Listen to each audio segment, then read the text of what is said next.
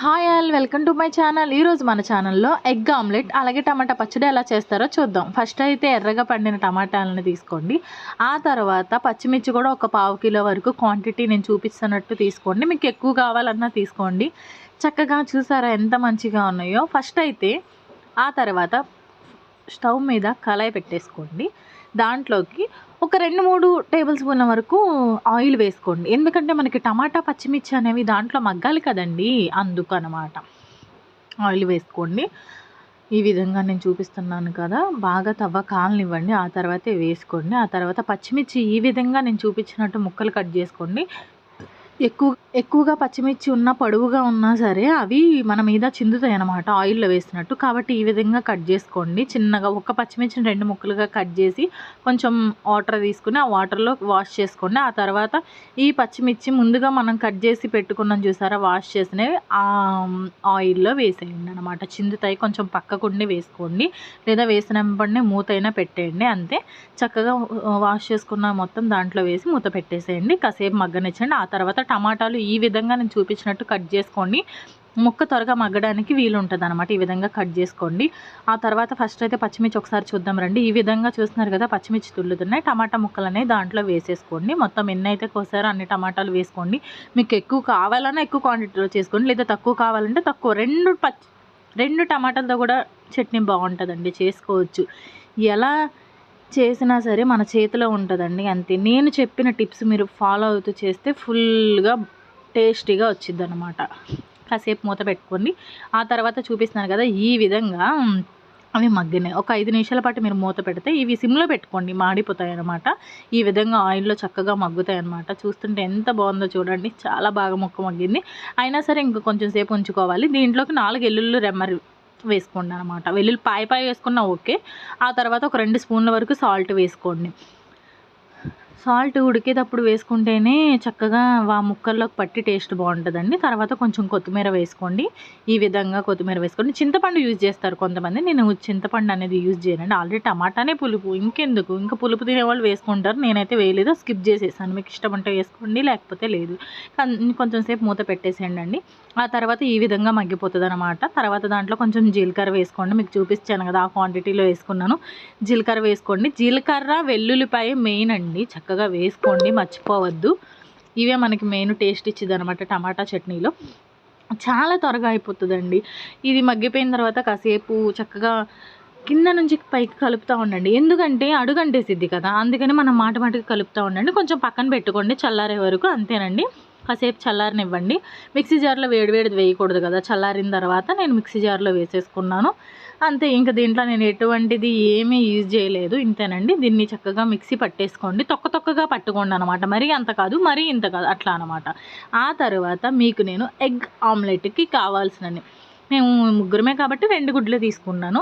మీరు ఎంతమంది ఉంటే ఎక్కువ తీసుకోండి. 2 గుడ్లు తీసుకుని ఒక ఉల్లిపాయ తీసుకున్నాను. ఈ క్వాంటిటీలో 3 పచ్చిమిర్చి తీసుకున్నానండి. అవి కూడా ఫస్ట్ అయితే నేను వాష్ చేసేసుకున్నాను. ఆ తర్వాత శుభ్రంగా ఇలా వాష్ చేసేసుకోండి. ఆ తర్వాత సన్నగా తరుక్కోండి. ఇదిగోండి ఈ విధంగా నేనైతే కట్ చేసుకున్నాను. ఇంకా చిన్నగా వచ్చినా బాగుంటుందండి, మాకు ఇలా ఇష్టం, అందుకని నేను ఇట్లానే కట్ చేసుకున్నాను. పచ్చిమిర్చి ఇవన్నీ కట్ చేసుకుని అదే బౌల్లోకి ఆనియన్, పచ్చిమిర్చి వేసి కొంచెం సాల్ట్ అయితే యూజ్ చేసినానండి.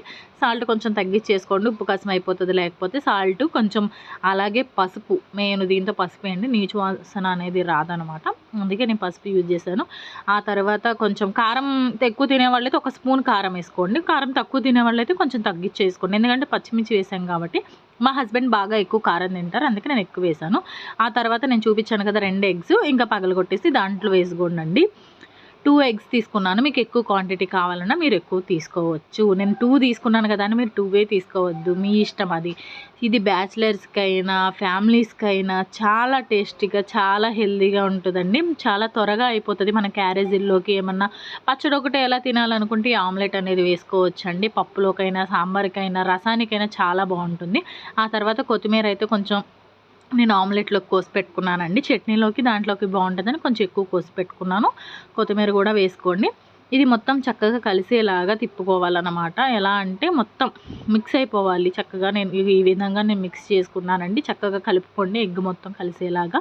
ఆ తర్వాత మీరు స్టవ్ మీద పెనం పెట్టుకోండి. ఆ పెనాన్ని బాగా కాగనివ్వండి. ఒకసారి వాటర్ కొట్టి చూసుకోండి. ఆ వాటర్ కొట్టి చూస్తే మీకు కాగిందా లేదా అని చెప్పి తెలిసిపోతుంది. ఆ తర్వాత కొంచెం ఆయిల్ వేసుకోండి. ఎందుకంటే కింద మాడకుండా కొంచెం ఆయిల్ వేసుకొని తవ్వ అంతా స్ప్రెడ్ చేయండి మీరు. నేను తడిది పెట్టాను కాబట్టి గరిటె చిందుతుందనమాట. పక్క నుండి మీరు మంచిగా చేసుకోండి.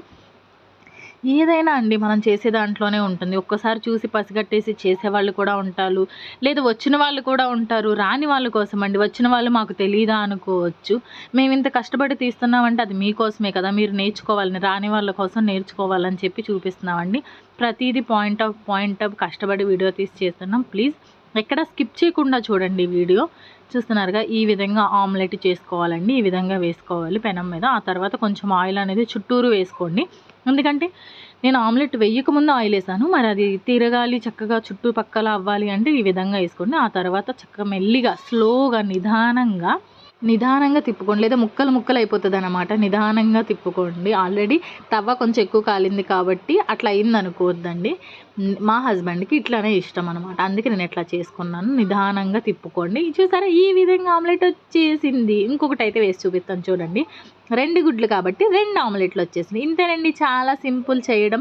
ఎవరికైనా ఈజీగా అయిపోతుందండి. అంతే టేస్టీగా ఉంటుంది. ప్లీజ్ ఈ వీడియోని పూర్తిగా చూసి మీరు కూడా పూర్తిగా నేర్చుకోండి. ఏది చేసినా హెల్తీగా టేస్టీగా తినాలండి. తినే ఒక్క ముద్దైనా అంతే. అబ్బా, టమాటా పచ్చళ్ళలో ఆమ్లెట్ నంచుకుని వేడి వేడి అన్నం తింటే ఉంది చూడండి, వేరే లెవెల్ అంతే. ఇదిగో నేను తింటూ మీకు నేను చూపిస్తున్నాను. ప్లీజ్ ఈ వీడియోని మీకు నచ్చినట్టయితే ఎక్కడ ఏంటి ఏం నచ్చిందో కామెంట్ చేయండి. ఒక్కసారి టేస్ట్ చేయండి. ప్లీజ్ సబ్స్క్రైబ్ మాత్రం